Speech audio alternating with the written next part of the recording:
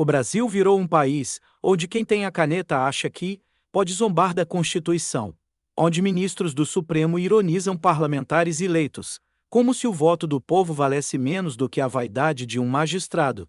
E o mais revoltante: boa parte da mídia aplaude, como se deboche fosse sinônimo de superioridade intelectual. Mas dessa vez, Gilmar Mendes escolheu o alvo errado. Tentou constranger Nicalas Ferreira em público e ouviu, de volta, o peso da sua própria história. Um voto assinado por ele mesmo, em 2009, virou o jogo ali, na hora, calando a tentativa de humilhação. Vamos aos fatos. Durante um evento transmitido ao vivo, Gilmar não resistiu à tentação de alfinetar Nicalas, lançando uma frase carregada de ironia. Não era um comentário técnico, nem uma divergência jurídica. Era deboche puro, escancarado. Um ministro da mais alta corte do país, agindo como se estivesse num talk show político desses que vivem zombando da fé, dos valores e da inteligência do povo brasileiro. Mas Nicalas não se intimidou. E aí veio o momento que virou o jogo. O deputado respondeu não com gritaria, nem com xingamento. Respondeu com o próprio regimento, com um trecho de jurisprudência do STF de 2009. Um documento assinado por ninguém menos que Gilmar Mendes, onde o mesmo ministro defendia com todas as letras o direito de parlamentares à imunidade por opinião, palavra e voto. A fala foi certeira. Ministro, se o senhor respeitasse a Constituição tanto quanto respeita o próprio ego, esse país seria outro. Essa frase viralizou, porque ela capturou um sentimento que muita gente tem, mas não consegue expressar com clareza. A sensação de que existe uma elite togada, blindada, que fala com desprezo dos representantes eleitos pelo povo. E quando alguém ousa reagir, quando alguém recusa abaixar a cabeça, aí começam os rótulos: extremista, desinformador, golpista. A estratégia é sempre a mesma: deslegitimar pela caricatura, mas Nicalas mostrou que a resposta não precisa ser gritaria. Pode ser argumento. Pode ser memória. Pode ser a própria jurisprudência usada como espelho. Porque o que incomoda essa elite não é o erro, é ser desmascarada com o que ela mesma escreveu. E não é só sobre Nicalas.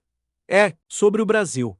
É sobre quantas vezes você já viu alguém ser calado por falar algo que contrariava a narrativa dominante. Quantas vezes juízes, ministros, jornalistas e artistas zombaram da fé, da família e da liberdade sem serem questionados. O que está em jogo aqui é o direito do povo de ser representado por quem pensa diferente da elite. E enquanto essa disputa acontecia no Brasil, do outro lado do continente, o presidente Lula passava por mais uma situação constrangedora. Após anos dizendo que o Brasil voltou a ser respeitado no mundo, ele se viu obrigado a convocar uma reunião de emergência. O motivo: tarifas impostas pelos Estados Unidos sobre o aço brasileiro. A notícia veio como um balde de água fria, na retórica de soberania e protagonismo que o Planalto tanto vende. Afinal, se o Brasil é tão respeitado lá fora, por que está sendo tasado justamente por um país que sempre foi parceiro comercial? A resposta é simples: discurso não substitui estratégia. Enquanto Lula gasta tempo promovendo cúpulas com regimes autoritários e se afastando de alianças comerciais sérias, o mundo gira.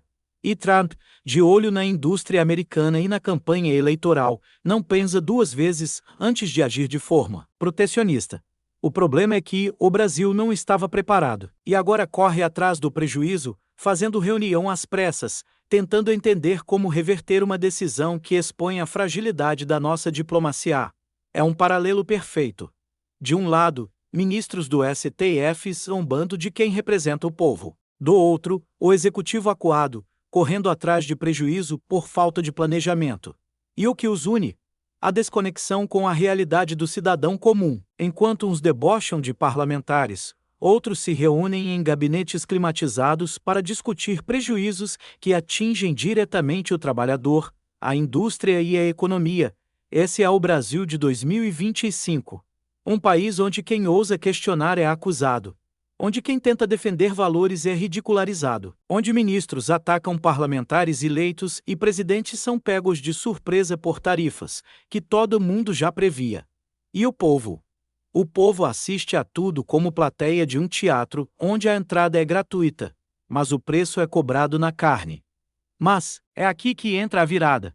Porque o jogo está mudando. A cada vez que alguém comunica, elas respondem com firmeza, usando os próprios documentos da instituição, o povo acorda. A cada vez que uma farsa internacional cai, o povo percebe que soberania não se constrói com discurso, mas com atitude. E a cada vez que um brasileiro comum compartilha um vídeo, comenta uma postagem ou discute política na mesa do almoço, algo muda. É por isso que este canal existe, para ser a voz dos inconformados, para dizer que você não está sozinho, para mostrar que ainda existe gente com coragem de confrontar narrativas, de denunciar abusos e de exigir coerência, venha de onde vier.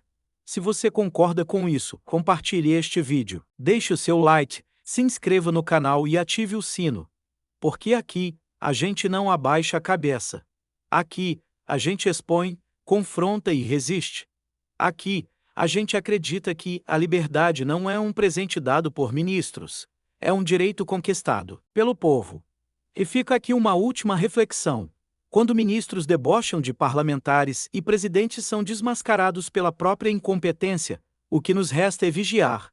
Vigiar cada fala, cada gesto, cada decisão. Porque a liberdade não se perde de uma vez, ela se perde aos poucos e sempre com o aplauso da elite. Mas enquanto houver gente como você assistindo, questionando e se posicionando, ainda há esperança. Porque o Brasil que eles zombam é o Brasil que nós vamos resgatar.